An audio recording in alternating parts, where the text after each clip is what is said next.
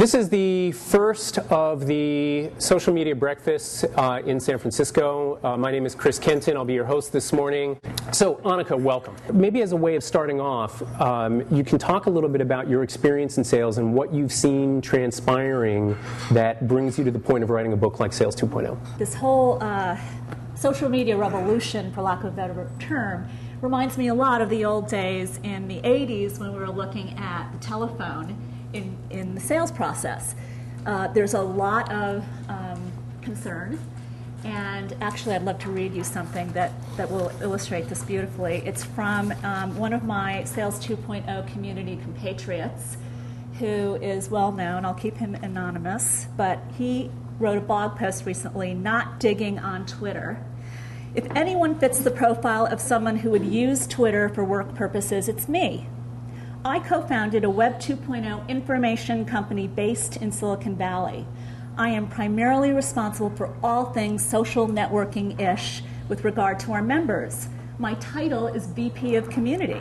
I write a blog with the Sales 2.0 bent and constantly espouse the need to be flexible and use technology to your advantage as a salesperson. But I need to tell you that I can't get beyond the thought that for a working professional, Twitter is totally stupid. I just can't link all these individuals blathering on about whatever inane BS pops into their mind to a coherent sales and marketing strategy that makes money, despite all the buzz about microblogging and marketing people scrambling to define their quote-unquote twit strategy. Even the Twitter website says they don't know how they're going to make money yet. It seems like blasphemy, and I'm sure the backlash will be swift and immediate, but I'll issue the challenge anyway. Prove me wrong. Show me how to close $1 million deal using Twitter, and I'll start twitting my brains out. Followed by 8 or 10 pages of commentary. So the great thing about this is it engendered a debate. And that's why we're all here today, is to talk about where we are going forward with new technology and new tools and a new way of thinking about sales, as I write about. And for me, Sales 2.0 is about a more efficient and effective way of selling for both the buyer and the seller. Not just me as a salesperson, but what about my customer? That's enabled by all this really advanced, really powerful technology. And understanding that sales is the combination of the art of collaborative relationships with the science of process and accountability and all these great things that we have to measure success. And again, I started at Oracle with the marketing person in my office saying, I need to know the results of this advertising campaign. I need the cost per lead. I need the ROI, because his compensation was based on that. So a perfect example of sales and marketing alignment is our goals were aligned. We had similar compensation plans. So one of the outcomes of all of this social media that has an impact on sales is that, as you talk about in the book, the notion of control over the selling process is shifting. Power is shifting from the sales organization to the customer. Yeah. So the concept of meeting your customer where they are, or at least being in with that communication, how is that power, that shift in power actually showing up in the day-to-day life of a salesperson or of the sales organization? The salesperson has to be really sensitive to their customer and how they're communicating. If they're on Twitter, the salesperson better be on Twitter. If that person only uses the phone, then you're not going to get them to respond to email. If you want to make your numbers, you have to understand what the customer is facing. What are their issues? How are they compensated?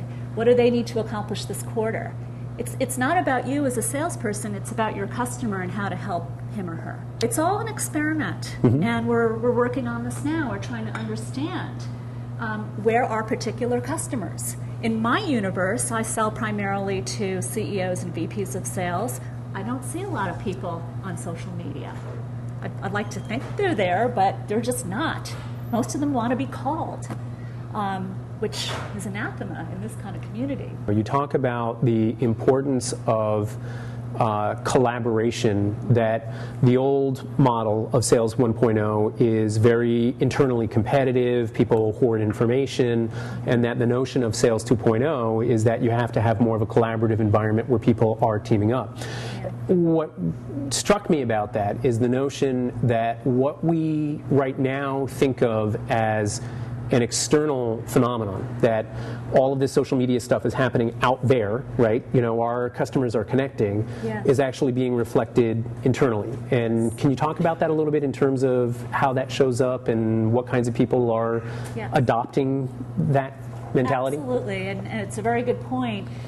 We talk a lot about collaborative relationships with our customers, but what about collaboration internally? There's a lot of garbage that happens inside a company, competition and power struggles and politics.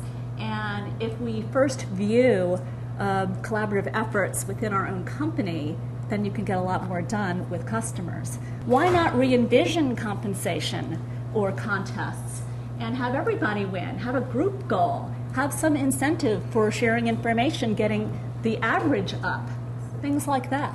How does a company get their arms around that shift from, okay, we've got a lot of people who are used to, you know, sort of the Glengarry, Glen Ross style of selling, I mean, you know, and this new environment that's a little bit more collaborative and, you know. Yes. Is it a new skill set? Is it a new mindset? It's a new mindset. It's a culture shift. And when I talk about Sales 2.0, I don't start with technology. I start with strategy, process, and people are obviously a big component of selling. And it's about people being open-minded and trusting and authentic and all the things that come with Web 2.0 and youth culture, and moving that into the old school Sales 1.0 environment. And my feeling is that there are a lot of people that are going to go by the wayside because they're not naturally collaborative, and they grew up in this competitive 1.0 environment, and that's not the way the world is or where it's going. Interesting. So, I just have this image in my mind of, you know, that switch between the 1.0 world and the 2.0 world, where in the 1.0 world there's very much of a focus on products, features, benefits. And now, as you talk about in the book, there's this shift to having to understand your customer styles of communication, of knowing, you know, their persona, and having that kind of a connection. I mean, that is a big shift. So it is. It shouldn't be, but it is. You talk about the importance of, for example, CRM.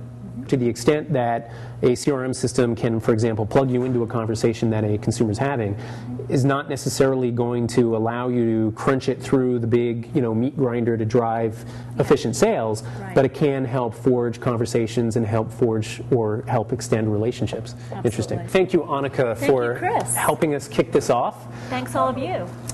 We have a tentative date the first week of April.